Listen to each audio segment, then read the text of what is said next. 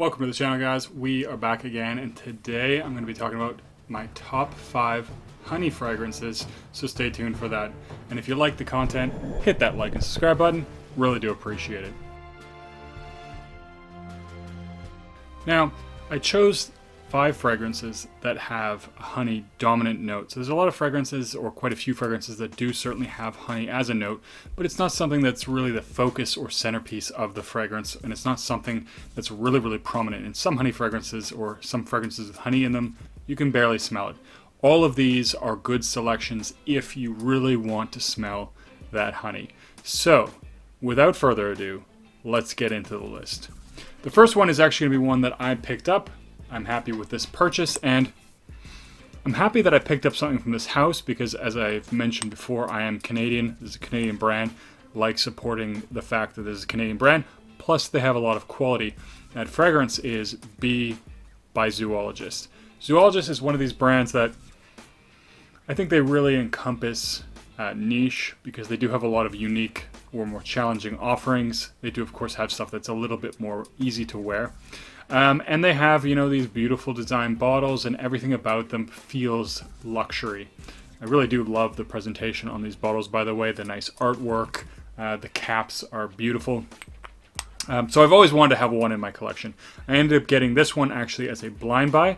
I was pretty sure I'd like it. I will say the one thing about it is that I was anticipating that it would be a little bit more gourmand. That's what people were talking about it as. That's what a lot of people were hyping it as. And at least for me, I don't really get that. Now, a lot of people do kind of describe this as getting a bit of a ginger snap cookie or something like that. And I will say on the opening, I get a huge blast of ginger. So it's very sharp and very potent on the opening. But if you want this fragrance that is a beautiful, waxy, honey fragrance, this is an excellent choice. This also has a lot of florals in it, and this to me is one aspect of it that takes it away from being more gourmand for sure, is that it is a very honey floral fragrance.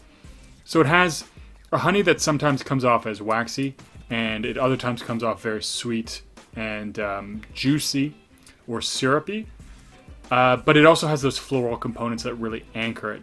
And to me, that's kind of one thing that Zoologist does. They create fragrances that really represent the atmosphere that a certain animal lives in. And the florals and the honey, it really does combine to give that sort of effect. And it is actually really nice fragrance. Good for fall too, because it is fairly strong. It's kind of a transitional season. And I think with the florals and also the sweetness, it's really good at kind of transitioning between the warmer and the colder days. And it is a fantastic fragrance. Really good one. If you've heard of Zoologist, you're not sure what to try, this is maybe an easier offering that they have. They do have some that are a little more challenging. But this is nice. If you like honey, if you want something waxy, a little bit of florals, check this one out.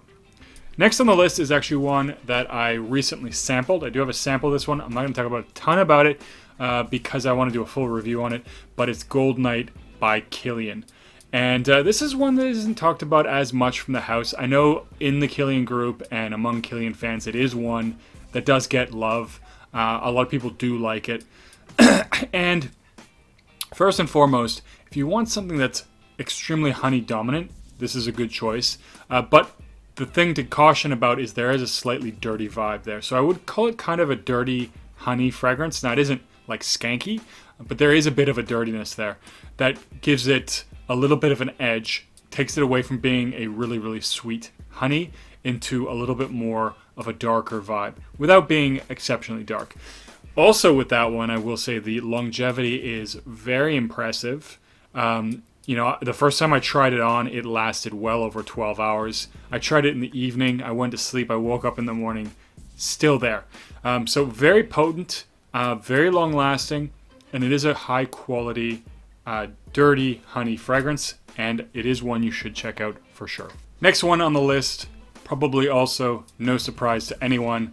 Really did have to include this one, and it is Naxos. Now, you could easily go with Pure Havana, as they are very similar, and that honey vibe really is also there in Pure Havane, but this is a fantastic, amazing honey tobacco fragrance. It has something about it that really is captivating and invigorating, and it just, the first time I smelled this one, I was actually blown away. And for people that blind buy fragrances occasionally, not that I recommend doing that, or people who have tried a lot of fragrances, especially, you know, the more you try fragrances, the harder it is to really get that wow factor. And when you smell a fragrance that really does just make you sit back and really appreciate it, that's always great to find. And when I first got this one, that's exactly what it did. This is an absolutely beautiful, beautiful honey tobacco fragrance. It's very classy. It's very, you know, as I mentioned, it's classy. This is something that I could easily see wearing to a formal event. It's an attention grabber. It's distinct. And I really do enjoy this one. Performance on this one is also really good. So a lot of people have said, you know, with Pure Havane, the performance has, you know, there's been reformulations. The performance is not what it used to be. But I can say with Naxos, the performance is fantastic. And, you know, it's going to be up to you on which one you actually really want to get. I got a fantastic deal on this, and I decanted it. But fantastic fragrance.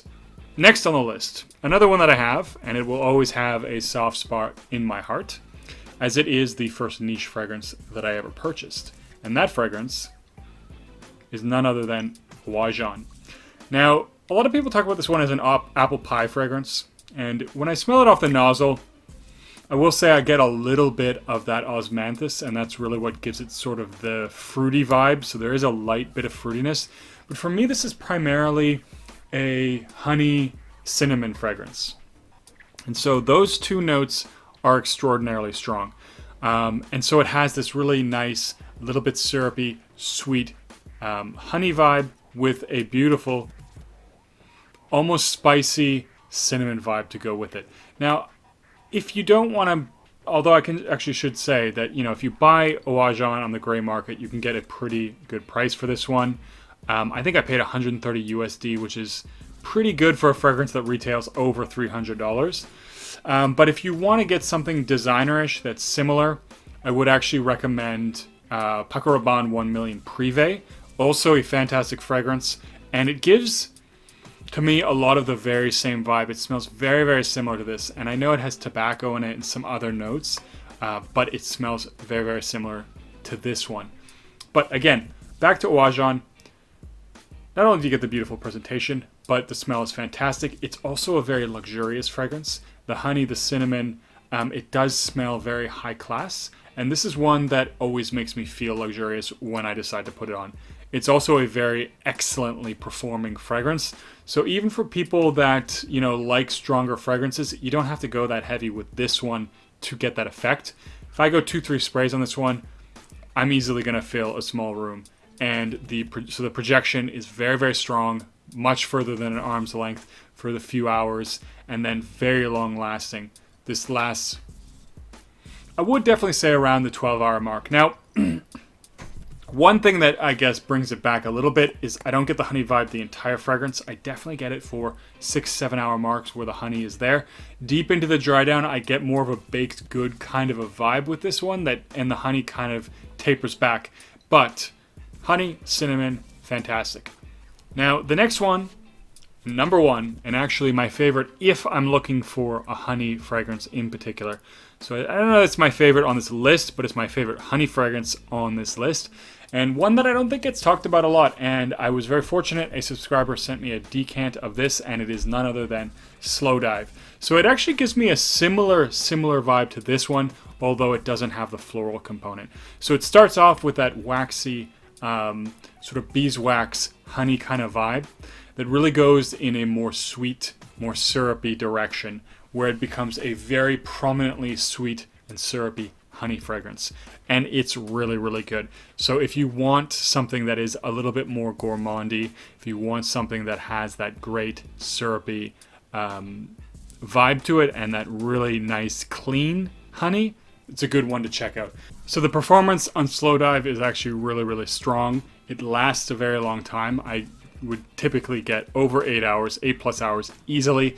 It also does project quite well, so it has at least arm's length projection for the first few hours. Does taper in a little bit, but still a very nice scent bubble, and it has nice sillage as well. So it performs really well. It is a little bit different than, say, some of the others on this list. Not as floral, it's not dirty, and it doesn't have other real, I mean, it does have other aspects to it, but it definitely is a nice honey dominant scent. Starts off with that nice waxy vibe and moves into a very beautiful syrupy honey, clean honey. So that's my list, guys. What are some of your favorite honey dominant fragrances? Leave a comment down below. And as always, don't forget to like and subscribe, and I'll see you guys in the next video.